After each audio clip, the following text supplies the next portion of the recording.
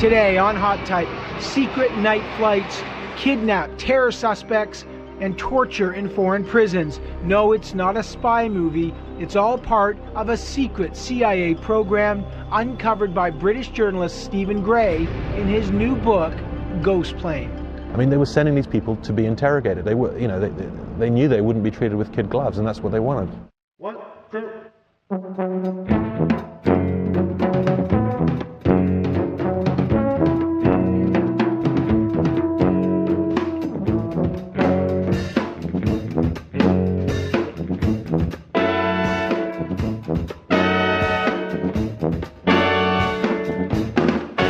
Hot Type with Evan Solomon.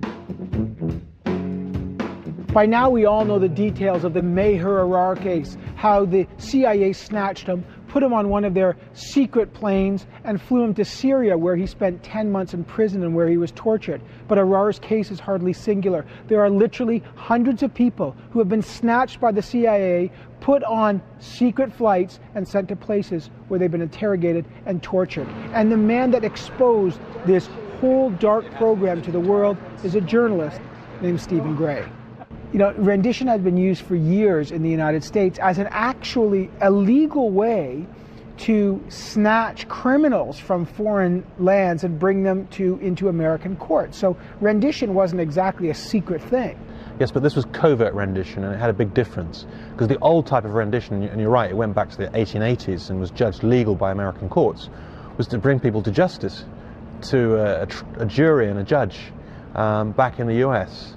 But what we're talking about here is it was a secret program that began about 1995, and that was about sending people not to justice but to another country. It was about outsourcing the detention and also sometimes interrogation of the prisoners. And it was conducted in secret. They announced publicly these other renditions that brought people back to justice. People like Carlos the Jackal sent to Paris, or Ramzi Youssef, the man behind the first World Trade Center bombing, he was brought back to justice in the United States. And whatever you think about the method he was captured by, you know, snatched, kidnapped, whatever, at the end of the day he was brought to a normal trial held in public, and the evidence against him could be heard. He had a chance to defend himself. A free court, a free trial. Right, and these people here, they had no chance to defend themselves. You know, right from the word go, this program began in secret in 1995, and one of the biggest renditions that took place under President Clinton was 5 people who were taken to Egypt, and of those, 2 were hanged without trial. So, and all of them were severely tortured. So they knew from the get-go, really, that they were sending people to be tortured. By the time you get wind of it, post-2001, September 11th, this is kicking into high gear. Tell us what the CIA is actually doing. Right, well, if you remember, after September the 11th, everyone said, this is a big surprise, we've got to think of new methods to tackle terrorism, we've got to think out the box, you know, be creative. But they weren't. I mean, they chose a program that was existing already and beefed it up massively, to the point where hundreds of people were then rendered. And the difference was now, they weren't just sent to places where there were kind of arrest warrants out for them, countries that wanted them. They were sent all over the place. They were sent in greater numbers, and they were also sent to new countries that perhaps would have been considered completely unacceptable before. I mean, we're talking now of countries including Uzbekistan, a country run by an ex-communist dictator, Karimov, that boils prisoners alive, and a country like Syria, which is, to all intents and purposes, an enemy of the United States. And yet this was a country we were now entrusting our prisoners, and had a country with very famous torture techniques, largely outlined by the United States. I mean, they've been the most compelling evidence about the way Syria treats its prisoners actually comes from the US government. But this is still extraordinary. I mean, I know the enemy of my enemy is my friend, but how does the CIA talk to the Syrian government and say, please, we're going to flip a prisoner to you, and this is what you're saying, you torture him, get some information, flip that information back to us? Well, I don't think they ever said, please torture him, but they wanted these people interrogated, and interrogated very intensively, to get as much intelligence as possible. And they knew that a country like Syria and Egypt would certainly interrogate them very thoroughly. In the book you write that this went up to the very highest levels, Condoleezza Rice, George W. Bush, that they actually were aware of this CIA program of extraordinary rendition, of taking prisoners and sending them to these countries where most groups like Amnesty International were aware that torture would take place. Yes, absolutely. Now, you know George Bush has gone on record to say, we will not send someone back to a country who say they will torture them. Right? And that's the key word. They say they won't torture. What is wrong with that defense? Well, there are things that people like President Bush say in public, and there's things that he knows to be true, or he doesn't bother to ask anyone about. But is it a legal technicality that allows him to say what we're doing is not illegal? It's a legal fig leaf. I mean, they know full well that's their defense all the way along. That's been the kind of legal justification. What the lawyers have said, well, you can get away just about with this program if you get this guarantee they won't be tortured. But, you know, that guarantee is based on the premise that it's credible. I mean, if it's not credible, then there is no legal protection, because it's all about your knowledge of what's going to happen to these people. I mean, they were sending these people to be interrogated. They were, you know, they knew they wouldn't be treated with kid gloves, and that's what they wanted. Now, we all know the Meher Arar case, but let's just paint a picture of this program, the program you call Ghost Plane Program, but people know as Extraordinary Rendition. Just tell us the story of one shocking case to illustrate how this thing actually works. Okay. Well, let's take the case of Ibn al-Sheikh al-Libi. He was a camp commander in Afghanistan, one of the senior people under bin Laden. So definitely a very important suspected terrorist. He was captured on the Pakistan border, December 2001. At the time, perhaps one of the most important prisoners they'd captured so far.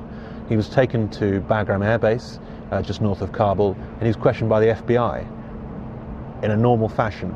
Then a decision was taken at a very high level to hand him over, and he was literally snatched from the hands of the FBI, and this is according to the testimony of the FBI people involved, right, into the hands of the CIA, put in a box, literally wrapped up in a box, and flown to Egypt. And in Egypt he was interrogated, and guess what he came up with? Some very interesting intelligence.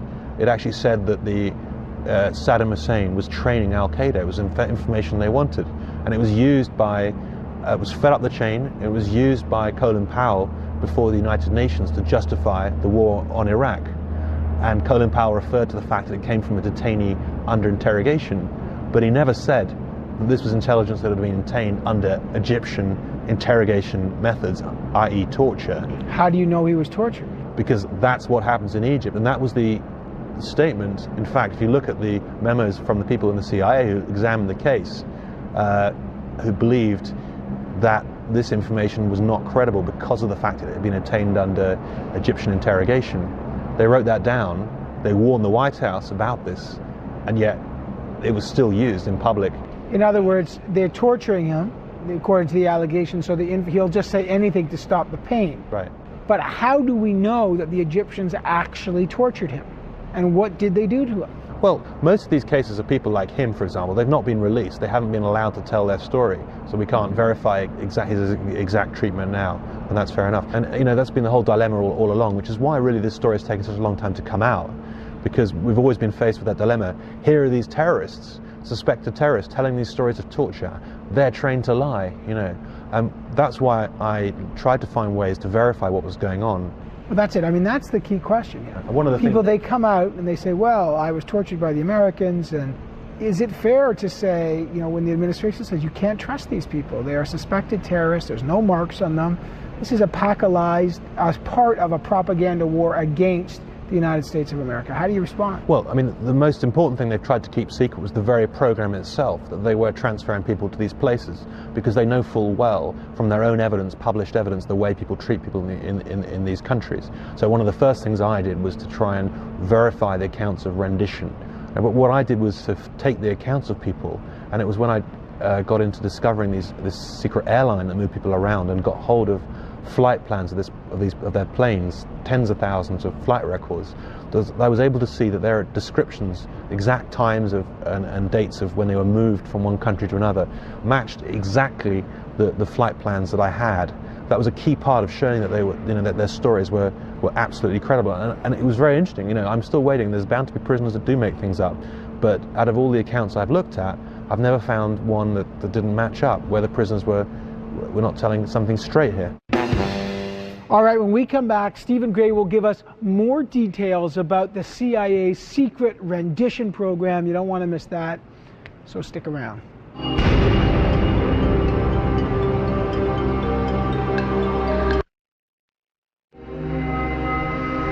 Welcome back to Hot Type. Journalist Stephen Gray uncovered the CIA's program of extraordinary rendition. That's where suspected terrorists are literally being kidnapped on planes chartered by the CIA and taken to countries where torture is routine. People just like the Canadian Meher Arar. So how did he uncover this mystery? Well, the key to it all begins with the planes themselves. Well, the planes start off in North Carolina. This is a front company that's operated for and actually owned secretly by the CIA. They present themselves as a kind of air charter company. And the key thing about that is that it's no surprise to see this sort of plane all over the world. It's the sort of thing that a diplomat or some businessman would use. So they can, it's a cover that allows them to land at almost anywhere. They pick up a team in Washington who've come over from the CIA.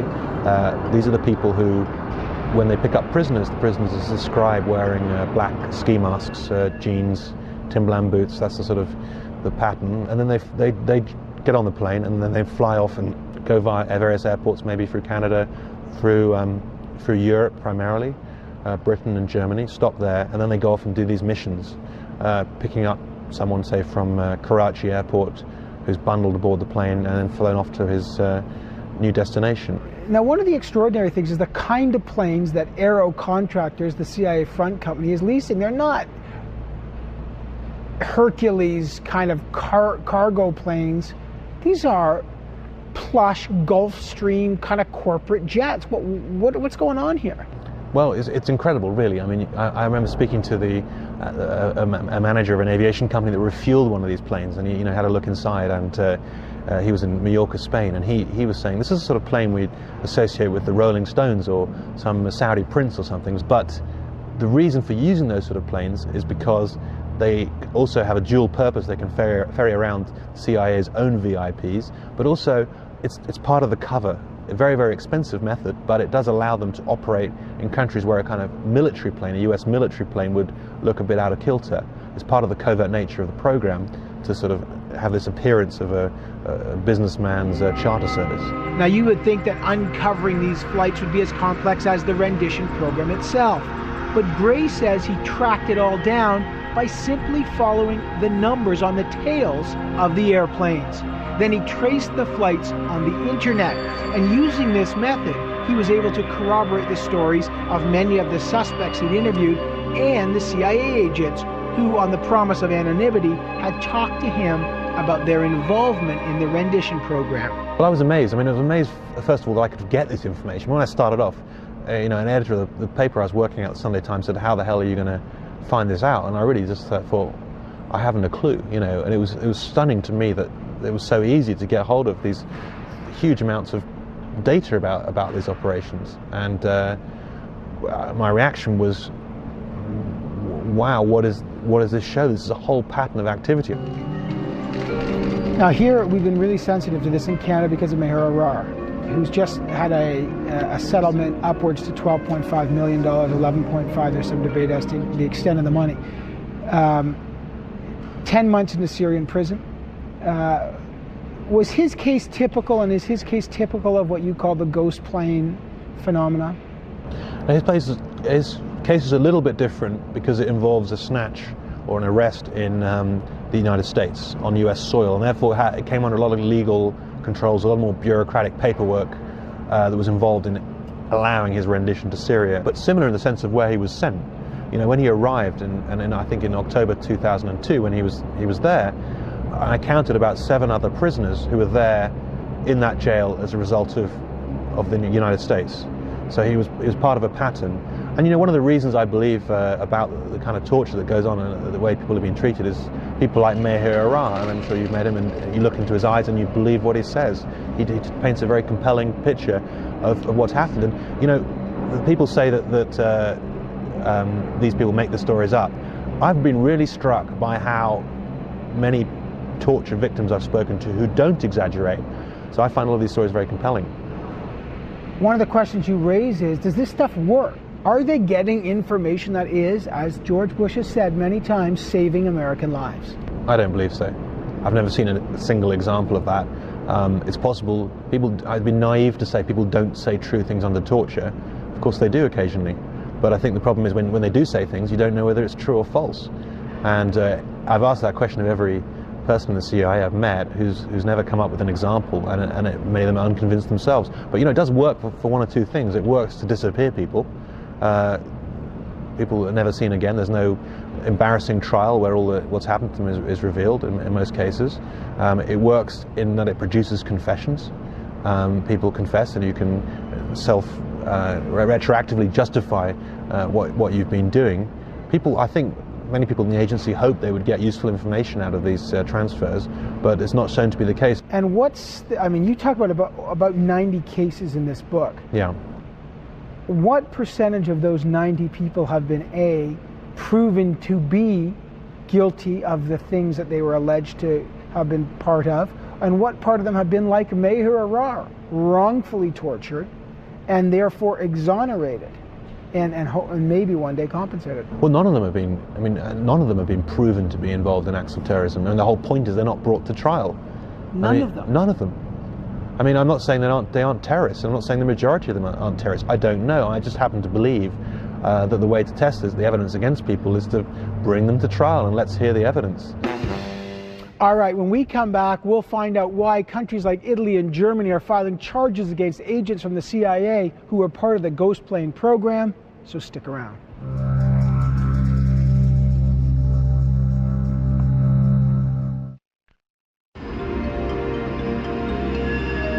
Welcome back to Hot Type. Now, the publication of Stephen Gray's book, Ghost Plane, and Gray's various articles on the CIA's extraordinary rendition program blew the cover on the whole covert operation. And it's also recently led to charges against CIA operatives in both Italy and Germany. I published in this book, actually, for the first time, details of the team of people, the flight crew and the rendition team that flew from Mallorca, an island off Spain, to Eastern Europe to pick up this German citizen, Khalid al-Masri, take him to a CIA jail in Afghanistan where he was there for five months. Now, the German police have been investigating that matter. When they saw details of this team, they've started to investigate themselves and found the names of these people, and they've issued arrest warrants for 13 members, the same team that I wrote about. Now, let's talk about this al-Masri case. This is a phenomenal case. This week, German authorities, actually, as you say, German authorities issued arrest warrants for 13 CIA agents who were part of snatching a man named al-Masri off German soil. What does it mean that suddenly the German government is turning on the CIA? What is the significance of that event? It's I think of really great significance, because Germany is a great ally of the United States. The German federal authorities and the federal prosecutors are very, very serious people, and they're treating a very important a prisoner transfer, which the German government has now been informed about, and yet still believes is a criminal activity, a crime of kidnap, which is a very serious offence. And it's politically makes it very difficult for the United States. What does this mean for the rendition program now run by the United States? What's the future of this program? Well, it's got severe problems, the rendition program at the moment. I mean, if nothing else, there aren't many people in the CIA who want to be involved in this. When you've got now 40 alleged CIA operatives now facing charges, it's not a popular thing to be involved in. But they won't go away at rendition, because they have all these people in their custody now, and they've got to do something with them. The United States doesn't want to release these prisoners. It's been treating many of these people in quite an abusive way over the last getting on for 5 years. So the evidence they've got against them is very weak, because it's not the sort of evidence you can bring in court. But there are still many hundreds of people in American custody, or people they've rendered to different places. So unless they release these people, they're going to have to find somewhere to send them. So they're kind of stuck with the rendition program for some time to come. Now, one of the things, we talk about extraordinary rendition and what these people went through, but in the name of national security, the U.S. government and other governments have said, look, secrecy is important. Even judges in these cases have said, we're not interested in exposing the methods of our CIA and our intelligence service, because lives depend on this and security depends on this. Where do you draw the line between exposure and the need for security? I've tried to be very careful in what I've been writing to try and take a fine line on all this. I kept these flight logs secret for a very long time, until I thought the information was no longer very active. I haven't published the names of all the people I know involved in the program. But you have to find out these methods to prove, you have to find out some of these secrets in order to prove the involvement of the US government in these activities. Now in Europe, we have all kinds of inquiries going on, and they're being led by the toughest judges in Europe, toughest prosecutors. These are the very prosecutors that have been prosecuting Al-Qaeda all over Europe, and they're the same judges right now who are investigating the CIA. They believe in the rule of law, and they believe that terrorists should be prosecuted, but they should be prosecuted in a legal way. And I think with all the political inquiries going on at the moment, and a new Congress in the United States determined apparently to investigate these things, you've got almost a kind of perfect storm developing against the rendition program, where it looks like the real facts of this whole program are going to emerge. And finally, do you think other governments in Europe who have been implicated in the reports, the EU report, they were complicit in these torture planes, do you think we'll see more cases like the ones we've seen in Germany now and in Italy? Yeah, I think there are more cases to come. I think that we'll certainly see more facts and more renditions exposed. I think the other point is that even though these governments deny publicly any involvement in the rendition program, and I think wrongly state that they're not complicit, one thing's for certain: they're very, very nervous about this issue, and any future rendition flight that passes through Europe is going to face quite strong scrutiny in those countries. They're certainly saying, don't do this anymore. Stephen, it's a great pleasure to speak with you. Thank you very much. Thank you.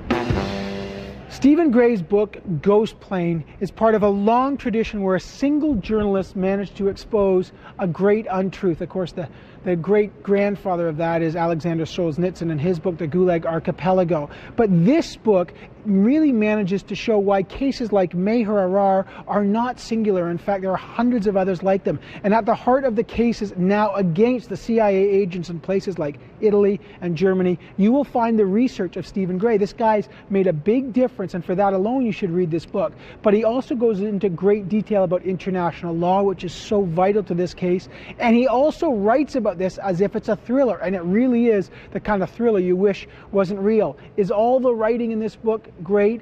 It's not. This guy is not Solzhenitsyn, but he is a great journalist. He has written an important book, and I would urge you to pick it up.